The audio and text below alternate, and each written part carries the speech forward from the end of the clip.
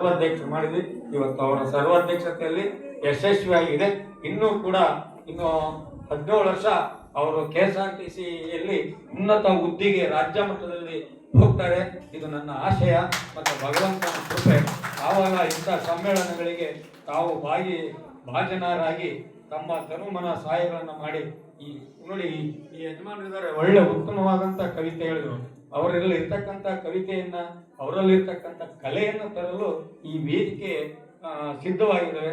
ಆದ್ದರಿಂದ ನಮ್ಮ ತಾಲೂಕಿನ ಮೂಲೆಯಲ್ಲಿ ಕಡೆಯ ವ್ಯಕ್ತಿಯು ಕೂಡ ಈ ವೇದಿಕೆಯಲ್ಲಿ ಬಂದು ಒಂದು 4 ಸಾಲುಗಳನ್ನ ಕವಿತೆ ಆಡಬೇಕು, ಅವನನ್ನ ಉರುಳಿಸೋದೇ ನನ್ನ ಕೆಲಸ ಅಂತಂದೇಳಿ ಈ ಸಂದರ್ಭದಲ್ಲಿ ಒತ್ತಿ ಹೇಳ್ತಾ, ಮತ್ತೆ ನಮ್ಮ ಸಿದ್ದೇಶ್ವರ ಅವರಿಗೆ ನಾವೊಂದು ಮನವಿ, ಅವರ ಒಂದು ಅವಧಿಯಲ್ಲಿ ನಿಮ್ಮ ಕೈಲಾದ ಮಟ್ಟಿಗೆ ಏನು ಅತ್ಯಂತ ಕಡು ಬಡವರು ಏನಿದ್ದಾರೆ ಅವರನ್ನು ಗುರುತಿಸಿ ನಿಮ್ಮ ಇಲಾಖೆ ಅಥವಾ ನಿಮ್ಮ ಏನು ಆಜುಬಾಜು ಇಲಾಖೆಗಳಿವೆ ಅಂಥವರಿಗೆ ಕಷ್ಟ ಕಾಲದಲ್ಲಿ ನೀವು ಒಂದು ನೌಕರಿನೋ ಏನಾದರೂ ಒಂದು ಮಾಡಿ ಅಂತಕ್ಕಂಥದ್ದು ನನ್ನ ಒಂದು ಮನವಿ.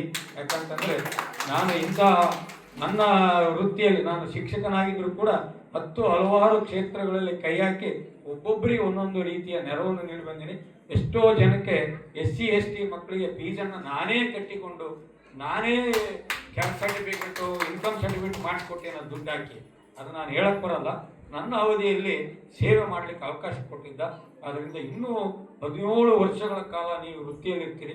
ನಿಮಗೆ ಎಷ್ಟು ಸಾಧ್ಯವೋ ಅಷ್ಟು ನೀವು ಸೇವೆಯನ್ನು ಮಾಡಿ, ಆ ಸೇವೆಯ ಪ್ರತಿಫಲ ನಿಮ್ಮ ಮನೆಯವರಿಗೂ ನಿಮ್ಮ ಮಕ್ಕಳಿಗೂ ಮತ್ತು ನಿಮ್ಮಿಂದೆ ಅದು ಗಂಟಾಗಿ ಇರ್ತದೆ. ಅದು ಯಾವತ್ತಾದ್ರೂ ಬಿಚ್ಚಿಗೆಲ್ಲಿ ತಿನ್ಬೋದು. ಯಾಕಂದರೆ ಅಂತ ಹೇಳ್ತಾ ನಾನು ಯಾಕಪ್ಪ ಅಂತಂದ್ರೆ ಹೇಳ್ತೀನಿ, ದುಡ್ಡಿದ್ದವ್ರು ಯಾರು ದೊಡ್ಡವರಲ್ಲ, ದುಡ್ಡಿದ್ದವ್ರು ಯಾರು ಮನಸ್ಸು ಮಾಡಲ್ಲ. ದುಡ್ಡಿಲ್ಲದೆ ಮಾನವೀಯ ಹೃದಯ ಶ್ರೀಮಂತಿಕೆ ಯಾರಿಗಿರುತ್ತೋ ಆ ಹೃದಯ ಶ್ರೀಮಂತಿಕೆನೇ ಇವತ್ತು ಆಸ್ತಿ ಆಗಿರ್ತದೆ. ಬೇಕಾದಷ್ಟು ಜನ ನಮ್ಮ ಜಿಲ್ಲೆಯಲ್ಲಿ ಕೋಟ್ಯಾಂಗಟ್ಟಲೆ ಮಾಡಿರೋರು